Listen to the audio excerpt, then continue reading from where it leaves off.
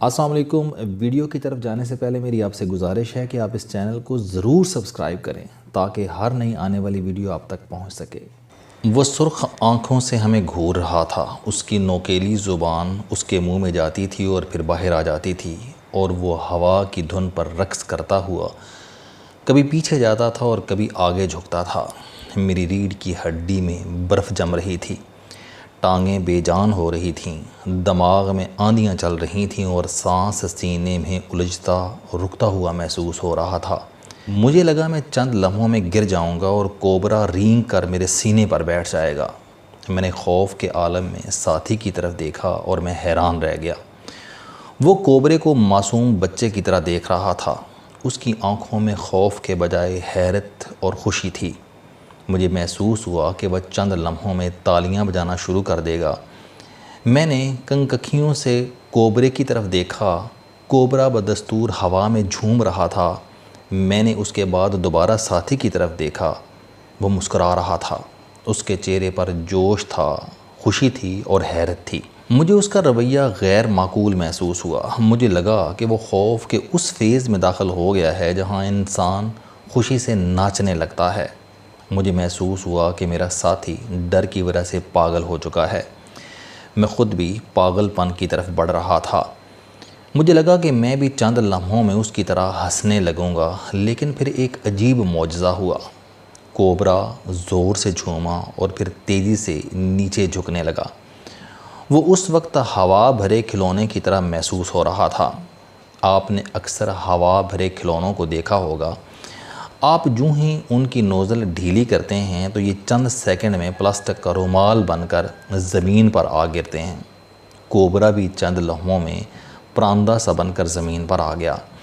وہ زمین پر لیٹا، آڑا ترچھا ہوا اور ریت پر لوٹنیاں لیتا ہوا جھاڑیوں میں گم ہو گیا۔ اب وہاں وسیع صحرا تھا، دھوپ تھی، ٹنڈ منڈ جھاڑیاں تھیں اور ریت پر کوبرے کی آڑی ترچھی لکیریں تھیں اور میرے جسم پر پسینے کی آبشاریں تھیں۔ میں نے لمبا سانس لیا اور غصے سے اپنے ساتھی کی طرف دیکھنے لگا۔ اس نے کہکا لگایا اور بولا، بھائی میں معافی چاہتا ہوں، میں نے زندگی میں پہلی بار کوبرا دیکھا۔ چنانچہ میں ایکسائٹڈ ہو گیا تھا۔ میں نے افسوس اور غصے سے سر ہلایا اور آگے چل پڑا۔ دراوڑ کا قلعہ ہمارے سامنے تھا۔ یہ 1998 کا نومبر تھا۔ میرے دوست نے لندن سے ایک صاحب کو میرے پاس بھجوا دیا۔ یہ صاحب 3 نسلوں سے برطانیہ کے شہری تھے۔ دادا 1940 میں کسی اسکاٹش میجر کا اردلی تھا۔ میجر اسے اپنے ساتھ گلاسکو لے گیا۔ والد نے گلاسکو میں پرورش پائی۔ 1960 کی دہائی میں لندن شفٹ ہوا۔ بیٹا جمی 1971 میں ایسٹ لندن میں پیدا ہوا، سافٹ ویئر انجینئرنگ کی اور لندن کی کسی کمپنی میں ملازم ہو گیا۔ وہ لوگ مزے کے ساتھ زندگی گزار رہے تھے، لیکن پھر اچانک جمی کا دماغ خراب ہو گیا۔ جمی نے ملازمت سے استعفیٰ دیا اور لاہور آ گیا۔ وہ پورا پاکستان دیکھنا چاہتا تھا۔ پاکستان کے بعد وہ بھارت، چین اور سنٹرل ایشیا جانا چاہتا تھا۔ میرے دوست نے مجھے فون کیا اور جمی سے متعارف کرا دیا۔ جمی پورا انگریز تھا۔ اس کا لہجہ، اس کا محاورہ اور اس کا رویہ، ہر چیز، ہر عادت برطانوی تھی۔ وہ چولستان دیکھنا چاہتا تھا۔ اس کی خواہش تھی کہ میں اس کے ساتھ جاؤں۔ میں ان دنوں صرف کالم لکھتا تھا۔ میرے دن رات فارغ ہوتے تھے، لہٰذا میں جمی کے ساتھ چل پڑا۔ وہ دلچسپ کمپنی تھا، پڑھا لکھا، مہذب، دانشور اور جہاں دیدہ۔ وہ دنیا کے ہر معاملے میں اپنی آزاد اور ٹھوس رائے رکھتا تھا۔ میں اس کے ساتھ 8 دن صحرا میں گھومتا پھرتا رہا۔ ہم دریائے ہاکڑا کی گمشدہ تہذیب تلاش کر رہے تھے۔ یہ دریا ہزاروں سال پہلے زمین میں گم ہو گیا تھا۔ ہندوؤں کے پران اس گمشدہ دریا کو سرسوتی اور ہاکڑا کے نام سے یاد کرتے ہیں۔ ہاکڑا جاتے جاتے زمانہ قدیم کی سینکڑوں بستیاں بھی ساتھ لے گیا۔ یہ بستیاں ریت میں جذب ہو گئیں، لیکن ان کے نشان آج بھی پاکستان میں چولستان اور بھارت میں راجستھان میں موجود ہیں۔ جمی ریت میں دفن ماضی کی ان قدیم بستیوں کو کریدنا چاہتا تھا۔ میں اس کے ساتھ چل پڑا۔ ہم چلتے چلتے دراوڑ کے قریب پہنچے تو اچانک کوبرا نکلا اور پھن پھیلا کر ہمارے سامنے کھڑا ہو گیا۔ وہ کم از کم 5 فٹ اونچا تھا۔ میں اپنے چہرے پر اس کی پھنکار کی گرمی محسوس کر رہا تھا۔ میں خوف کی انتہا کو چھو رہا تھا جبکہ جمی بچوں جیسی حیرت سے کوبرے کو دیکھ رہا تھا۔ یہ غیر سنجیدہ رویہ میرے لیے ناقابل برداشت تھا۔ مجھے غصہ آ گیا اور میں غصے میں تیز تیز قدم اٹھانے لگا۔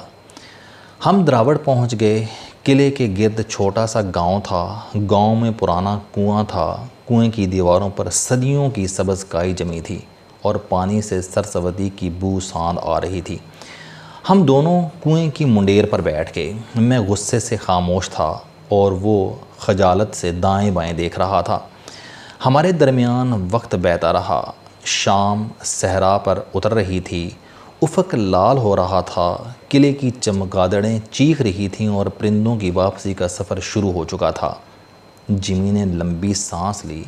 اس کی سانس میں شرمندگی کا ہوگا تھا۔ اس نے کھنگار کر گلا صاف کیا اور آہستہ آہستہ بولا، یہ سب مولانا روم کا کیا دھرا ہے۔ میں نہ مثنوی پڑھتا اور نہ آج آپ کا دل دکھتا۔ میں نے حیرت سے اس کی طرف دیکھا۔